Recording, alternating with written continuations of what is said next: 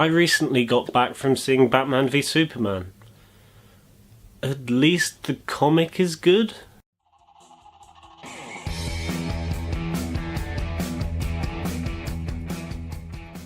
Batman v Superman is directed by Zack Snyder and stars Ben Affleck, Henry Cavill, Jeremy Irons, Amy Adams, Jesse Eisenberg and Gal Gadot. Now this film has been a long time coming. It's been anticipated by a lot of people for years, including myself, and it's been in production for what feels like forever. And it's only recently that we've actually managed to get Batman v Superman. And the big question is it any good? It depends. There are quite a few good things in this film, but the overall end product is similar to having all the ingredients to an omelette in your hands and throwing them up in the air. Some of it lands in the pan, but most of it lands on the floor. First up, I'll talk about the positives of the film. Ben Affleck is amazing in this film. He's probably the most comic accurate version of Batman / Bruce Wayne that we've seen on screen so far. He's experienced, he's knowledgeable, and he's quite old, but he still knows how to kick some arse. Jeremy Irons was also very good as well, and I thought he made a very compelling Alfred. Even though him and Bruce Wayne don't share that much screen time, which they never really do in the films anyway, I thought it was quite nice and it felt like an old friendship, the way their chemistry went between both of them. The film itself looks great. For the most part, it is visually stunning. However, that is a problem that most Zack Snyder films have.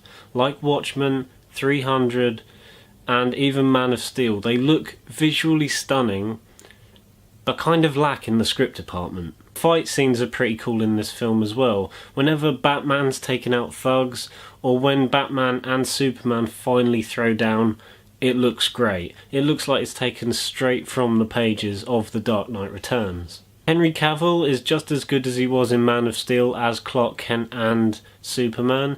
Amy Adams is also pretty good as Lois Lane, even though towards the end she does feel as if she is more of a plot convenience than anything else. And then there's Lex Luthor.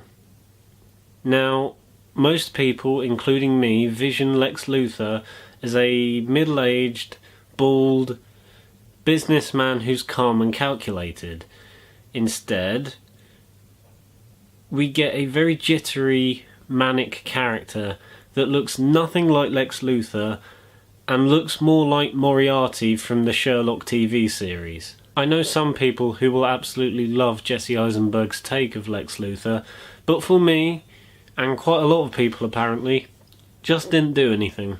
By the way, a lot happens in this film. If you thought it was just going to be a straight up Batman vs Superman story, then you're wrong.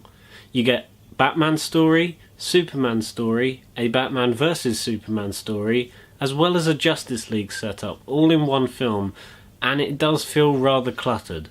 Even though Gal Gadot is a very good Wonder Woman, every scene that sets up the Justice League feels forced, awkward, or just pointless. Now, even though I said there are multiple stories within this film, the film itself feels like two separate films entirely. The first half is this political-based, really emotional drama that I actually preferred, and then the second half is just the production team throwing any special effect at you whatsoever, and it kind of hurts because I left the film with a headache, and that's not what you want. Also, despite the first half being, in my opinion, better, it did feel very slow.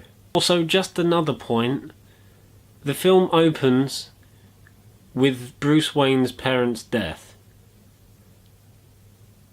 We've seen this a million times before in films and animated shows and in comics, and we don't need to see it again because even people who have only heard of Batman, I'm pretty sure they know how his parents die. Also, for anyone complaining about Man of Steel's ending being too over the top and destructive, then the ending for this film's not much better.